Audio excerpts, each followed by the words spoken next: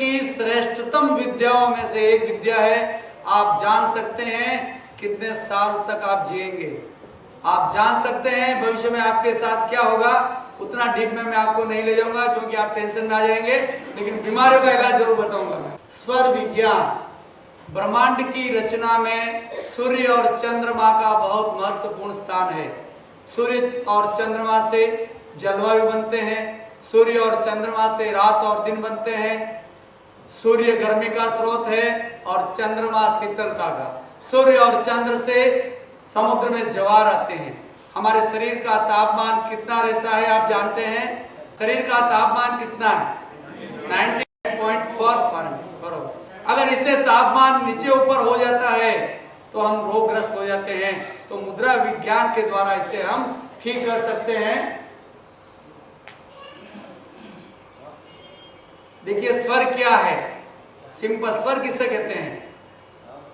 दोनों नासिकाओं के द्वारा जब हमारा श्वास आता और जाता है, श्वास तो एक नासिका से चलता है, दोनों से नहीं चलता है, लेकिन श्वास लेते और छोड़ते समय अव्यक्त जो ध्वनि होती है उसे हम स्वर कहते हैं।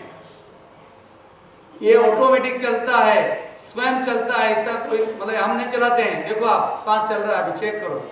आप यहाँ बैठे हैं, श्वास अपने आप चलता रहेगा। आप सोए हैं, श्वास चलेगा। आप दौड़ रहे हैं, श्वास आपका चलेगा। तो सौरोदय क्या है?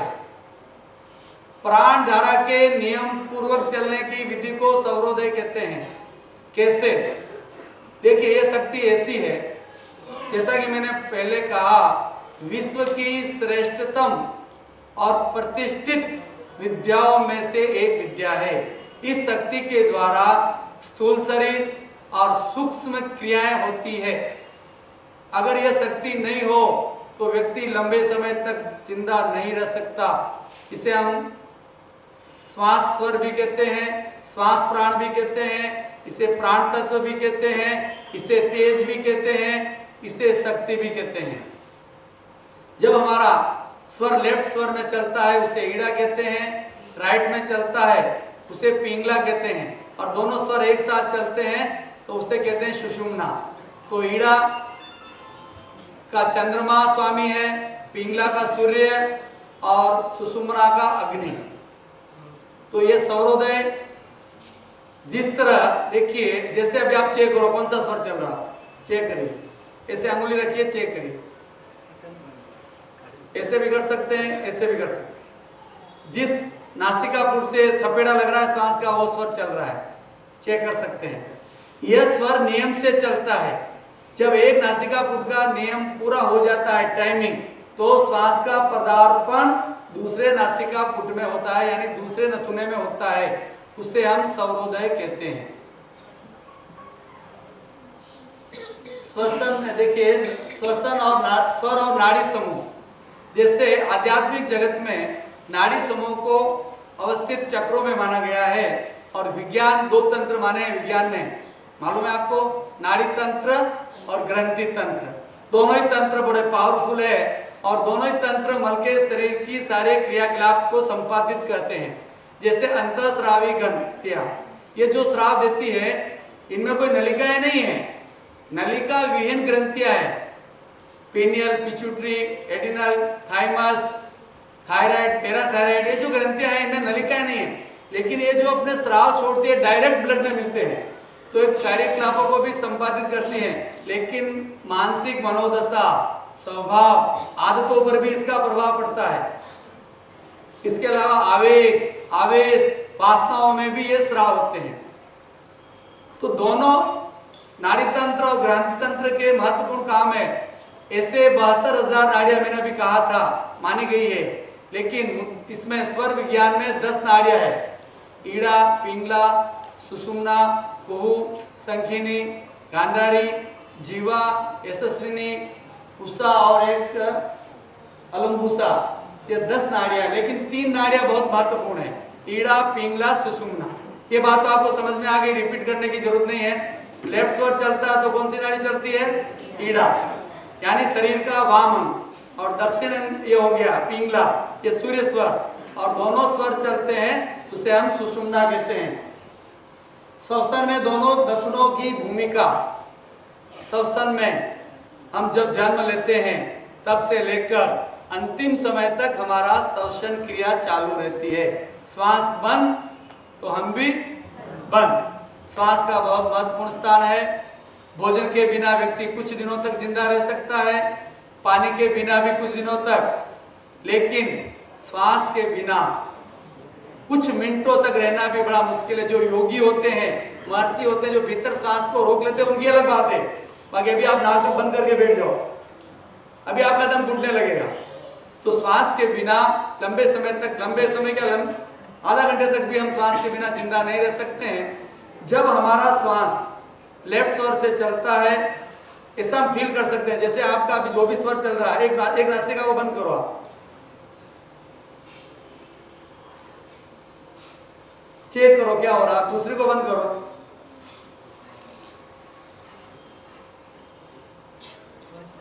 अब आपको क्या लगा, दोनों में फर्क लगा? क्या लगा बताइए, कोई भी एक जन खड़ा होकर बताइए। एक से श्वास आसानी से चल रहा है और एक में ऐसा लग रहा है जैसे नाक बंद है या जुकाम हुआ। ऐसा भले जुकाम नहीं है, लेकिन आपको नाक बंद जैसा लग रहा ना। तो ये तो भी आपको फील हो गया, श्वास हमेशा एक नासिका पुट से चलता है। यह प्रकृति का नियम है, कोई भी विज्ञान इसे चैलेंज नहीं दे सकता।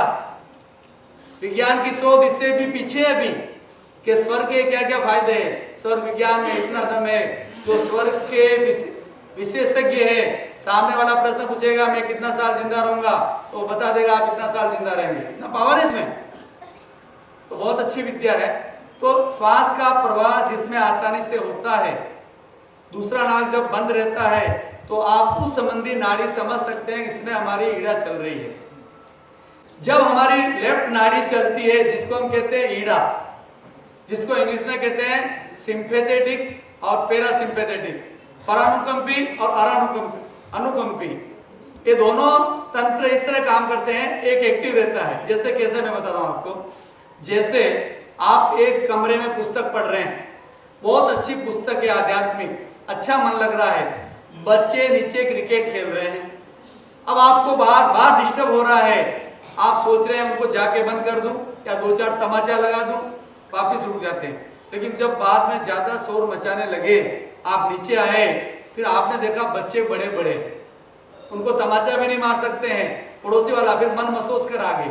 तो आप तो गए तो जोश में, क्रोधित होके गए, तो आपका शरीर पूरा एक्टिव हो गया। जब क्रोध होता है तो क्या होता है, चेहरा लाल हो जाता है, श्वास की गति बढ़ जाती है, पूरा शरीर हिलने लगता है। आप कितना घंटा गुस्सा कर सकते हैं आप में से? 2 मिनट, 3 मिनट, 5 मिनट, 10 मिनट वाला तो मर जाएगा। जब वो गुस्सा आता है और फिर घर में गए और किसी से झगड़ा हो गया, तो बार बार इस टेंशन की पुनरावृत्ति होती रहती है, लेकिन आपको आराम करने का मौका नहीं मिलता है, तो आप टेंशन ग्रस्त हो जाते हैं। तब इन विभागों को काम करने का मौका मिलता है। एक तनावग्रस्त बनाता है, तो ये कायस्वर के द्वारा या ये दूसरा विभाग जो अनुकंपी विभाग है उसे लेवल में लाता है, परानुकंपी विभाग। तो ऐसा सिस्टम है हमारे शरीर में, इतना सिस्टम बना हुआ है, ऑटोमेटिक ये क्रियाएं होती रहती है। जब हमें मस्तिष्कीय कार्य करना हो, ज्ञान संबंधी कार्य करना हो, तो ईड़ा नाड़ी अच्छी है, लेफ्ट स्वर में करना चाहिए। पढ़ाई लिखाई मस्तिष्क संबंधी काम जितने भी हो, इंटरनल आध्यात्मिक विकास भी इसी नाड़ी में होता है। अब आपको श्रम करना है, वर्क करना है, काम करना है, तब आपकी राइट स्वर चले, उस समय अच्छा है। जब आप भोजन करते हैं तो आपका राइट स्वर चलना चाहिए। यदि नहीं चलता है तो उसको हम बदली कर सकते हैं। पहले तो आप स्वर का ज्ञान कर लीजिए, स्वर को कैसे पहचानते हैं। आप चेक करने की विधि क्या है, एक तो मैंने नाक बंद करके आपको बता दिया, इससे आप चेक कर सकते हैं आपका कौन सा स्वर चल रहा है। दूसरा ऐसे चेक कर सकते हैं, ये चेक करने की विधि। अब स्वर बदलने की विधि समझ लीजिए, फिर स्वर बदल। अगर आपको स्वर, जैसे आपको खाना खाना है अभी और आपका स्वर चल रहा है लेफ्ट, राइट, तो अब हमको राइट चलाना है, तो क्या करेंगे, लेफ्ट को बंद कर दीजिए। सभी लोग जो जो स्वर चल रहे हैं उसको बंद कर दो।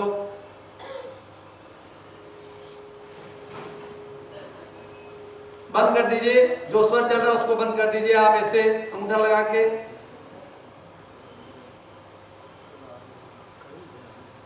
निरीक्षण करिए।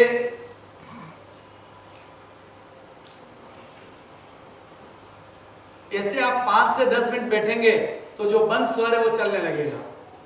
अगर इससे हुआ आपको फीलिंग, अगर इससे नहीं होता है तो आप लेफ्ट करवट सोएंगे तो राइट स्वर चलने लगेगा। और अगर आपको सोने को जगह नहीं है तो कापूस लीजिए, स्वच्छ कापूस इस नाक में रख दीजिए तो आपका वो राइट स्वर चलने लगेगा, तब आप भोजन करिए। तो जब तक आप खाना खाया तब से लेके 1 घंटे तक आपका राइट स्वर चलेगा तो लाइफ में पेट की बीमारी नहीं होगी, आपको गैस नहीं होगी, आपको अफारा नहीं आएगा और जितने भी पाचन तंत्र के अवयव सब एक्टिव हो जाएंगे। अगर आप पेट की बीमारियों से छुटकारा पाना चाहते हैं तो राइट स्वर में भोजन करें। अब पानी पीना है तो लेफ्ट स्वर, तो राइट को बंद कर दीजिए। टेक्निक मैंने आपको बता दी।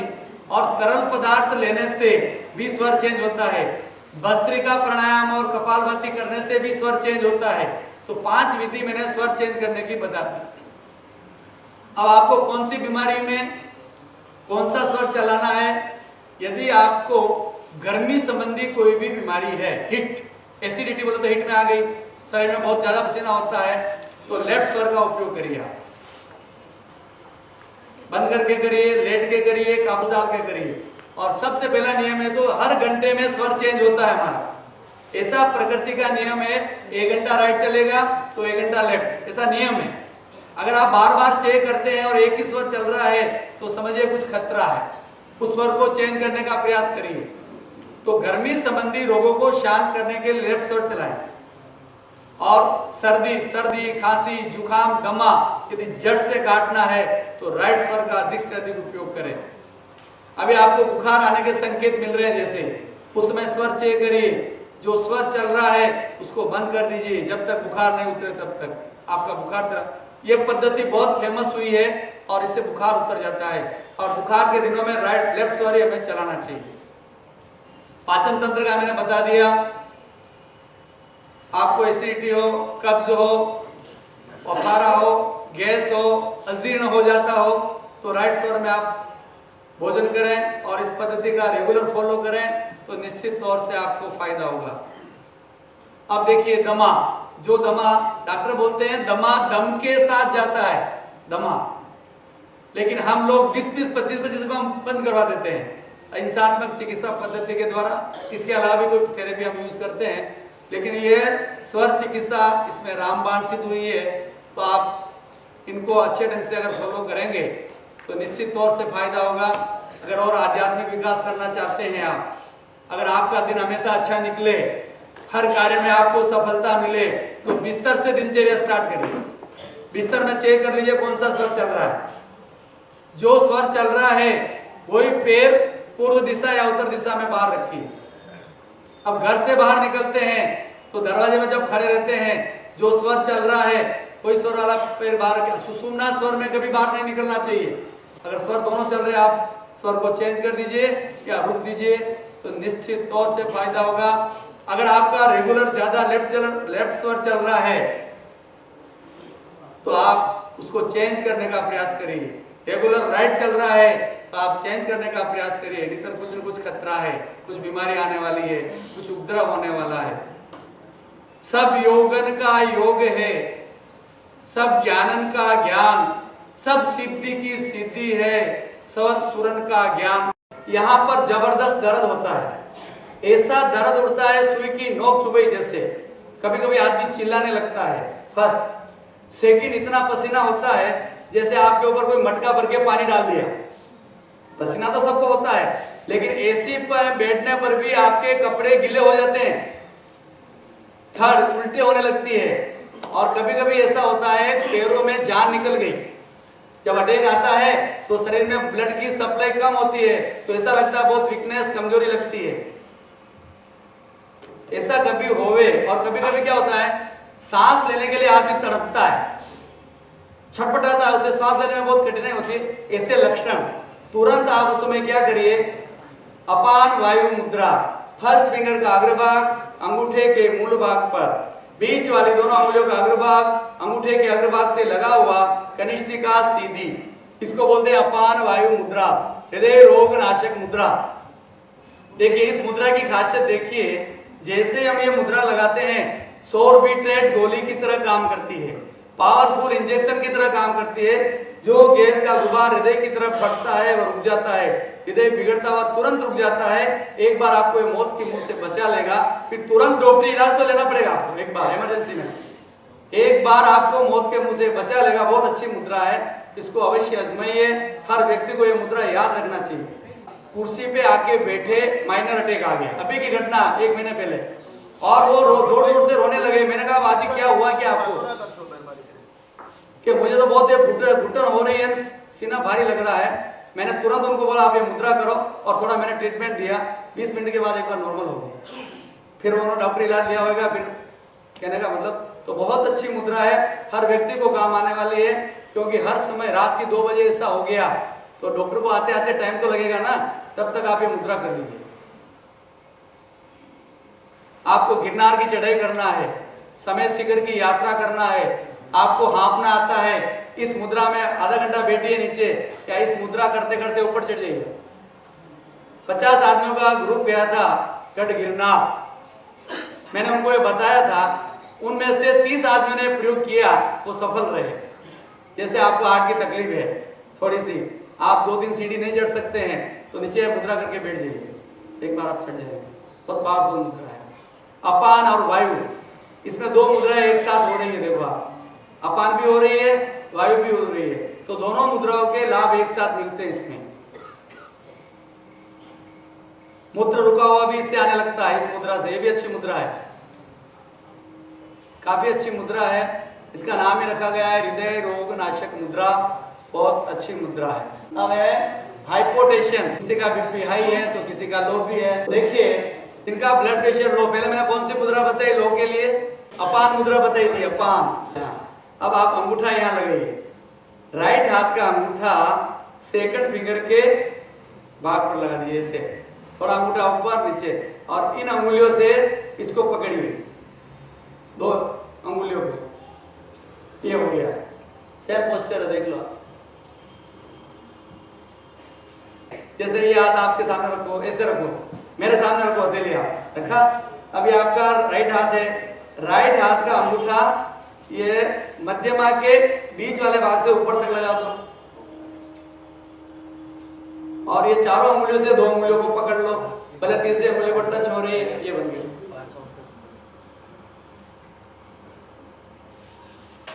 अब देखिए थायराइड, ये तकलीफ बहुत सौ को होती है थायराइड। इसमें भी 2, हाइपो हाइपर।